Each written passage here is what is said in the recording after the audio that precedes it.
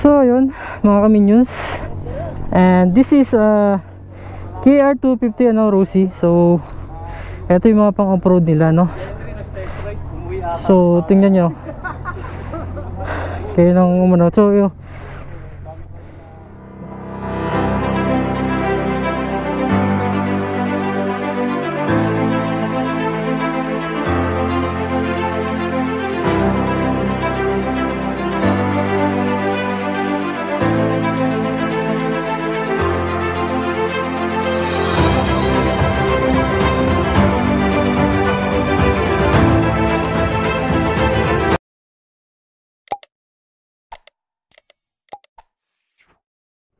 so sasakyan lang natin ito, tapos first impression hindi ko alam yung specs nya, so sasakyan ko lang.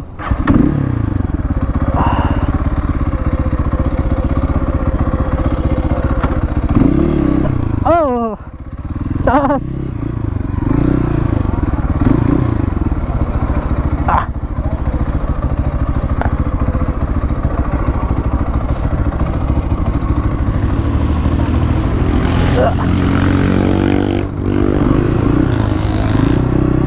So medyo mataas talaga to para sa akin. Pangalawa. So ayun mga ka-minions, tiptoe tayo, tiptoe. So napakaganda ng ano nya, ng shock nya una at huli, no? Sarap talagang feel mo dito yung sense ng ano, ng off-road.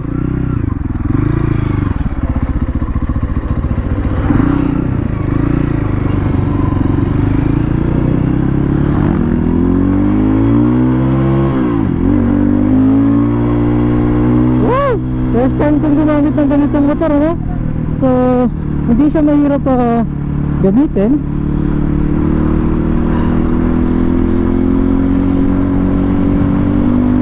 Ibang handling sa ano talaga, sports bike. So ito yung 400cc ano.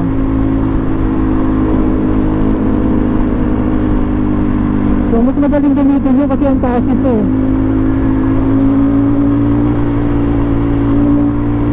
So dito lang tayo. Ang taas ko. Nakakatakot.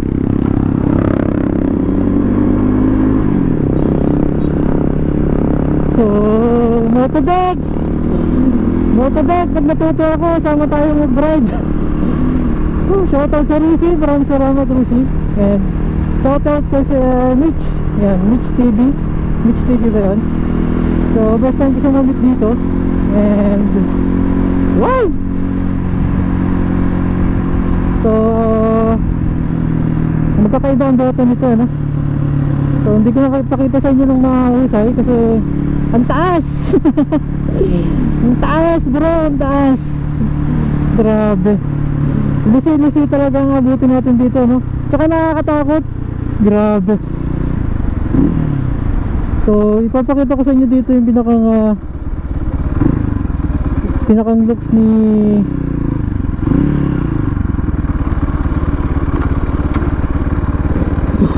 KR ano. Nakakaanuhan lang dito. Hindi mo makita kung ano, hindi mo makita doon, no? So hindi makita yung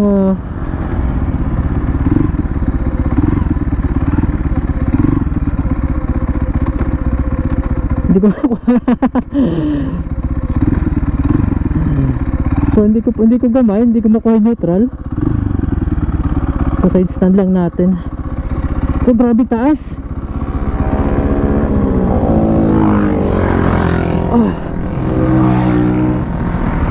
Grabe taas ni KR250, no? So kita nyo yan. So ang gulong niya is Kenda, and 140/60/17 yung likod niya, ano? Tapos monoshock, ang lambot ng monoshock, grabe. And yung kanyang langis 1.3 liters, ano? 5 sound natin, 5 sound. So ayun yung 5 sound niya. Hindi mo na kailangan magpalit ng open pipe, ano? Ang gulong niya sa una is 110/70/17, Disc brake po siya, no? Headlight niya is bulb type. Signal light niya is running light siya, na LED, ano? And yung ano niya, makapit. Ito, sarap oh, makapit sa kamay. Ito, passing light. Makikita nyo. So, passing light siya.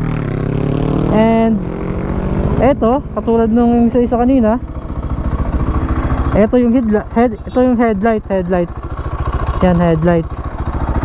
So, ito may lights din siya. So, hindi ko alam kung para saan to. And ito, busina. Katulad nung kanina ng 400 na ano din siya, tawag dito, mahina din. So sa gear naman niya, so ilan ba to? Ang gear naman niya is 1 down 5 up, so may 6 stop po siya, no? So ito sa fuel niya. Ang problema lang po is hindi pa siya oil cooled. So sige, pwede naman siguro pala ipa-oil cooled yun, ano? And ayun pala, apakataas, kanyo. And eto yung kanyang button, kill switch po to. Ayan, kill switch siya.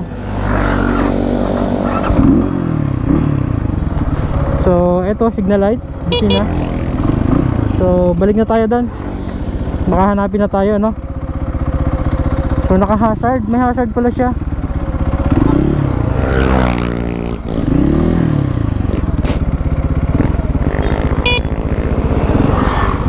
Ang taas, ang hirap magmaniobra. So Motodek,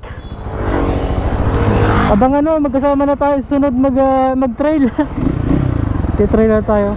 Tapos sa signal sa ano, sa side mirror is hindi mo rin kailangan magpaliko-liko ng sobra pagka diretsuhan lang, ano. So hindi pa siya ABS, ano.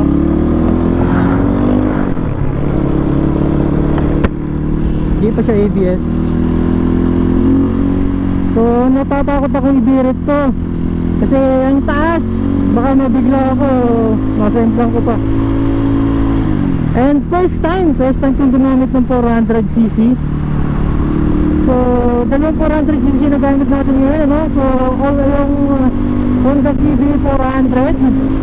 And ito namang sumunod is Rusi Cyclone 400. And third is first time ko talagang gumamit ng trail bike.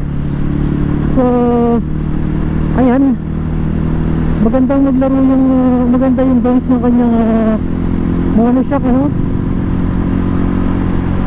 So ayun, natatakot lang ako kasi siyempre hindi natin sariling motor. So itong ginagamit po natin is demo bike from Rusi. Ayan.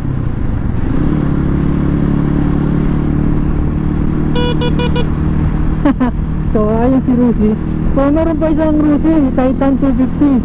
No, sana maano natin siya, matest ride din natin, ano.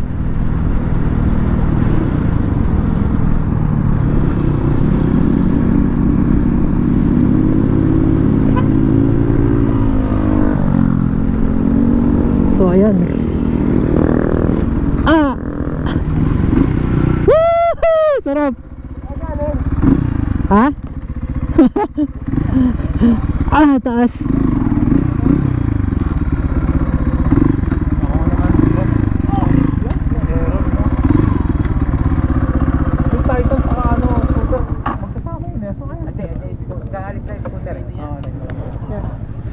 Ang taas, sir. Makababa. Thank you, sir, thank you. Solid ng experience. Okay. First time ko maggamit ng trail bike. Ang problema lang yan, yung cambio. Ayun, cambio nga. Tigas nga lang. Ang hirap hanapin. Kasi naka-rekta pa siya. Hindi katulad yung mga classic. So solid ang mga ano, sir, mga Rusi. Ito Rusi Gamma din yung gamit ko.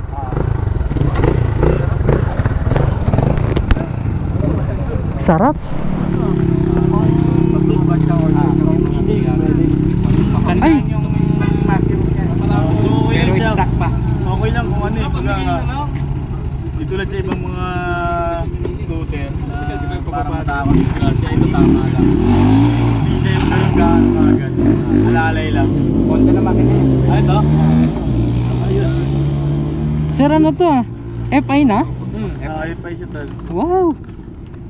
So another Kung pang ano lang, kung pang Pang chill o kaya pang pamalengke. daily ride. Yan, pang misis, pwede. So, hello mga kaminyos, ano? So, shoutout Mitch Motovlog. Si Sir Mitch Motovlog, no? This is Rusi Passion 125 FI, ano? So, FI na po siya. Wow. So, same specs pa rin siya nung dati, no? Pero FI na siya. So, kung medyo nang pumapalengke, eto, perfect siya, no? So, sarap. Pumunta kami doon, may... Ito yung hinihintay ng lahat, ano, ang magka FI na scooter na 125, no. So same specs pa rin siya ng dati. Like ito. Hindi, pagkaano kasi doon. Ito yung button niya, high and low. Ito yung side light, no. Kill switch, electric start, busina, signal light, no. So tapos ito yung preno, panghuli, ito harap na. And ayun. So this is Rusi Passion SC125 FI Euro 4, no. Panalo na. So panalo. Wow. Ito talagang nag-i-improve si Rusi, no. Salamat sa Rusi kasi nagkaroon na sila ng FI na 125, ano. Yan, ganda. Panalo. So, thank you kay Sir Mitch. Classic. Yan. Yun nga baga na nga, yun ang aning ko.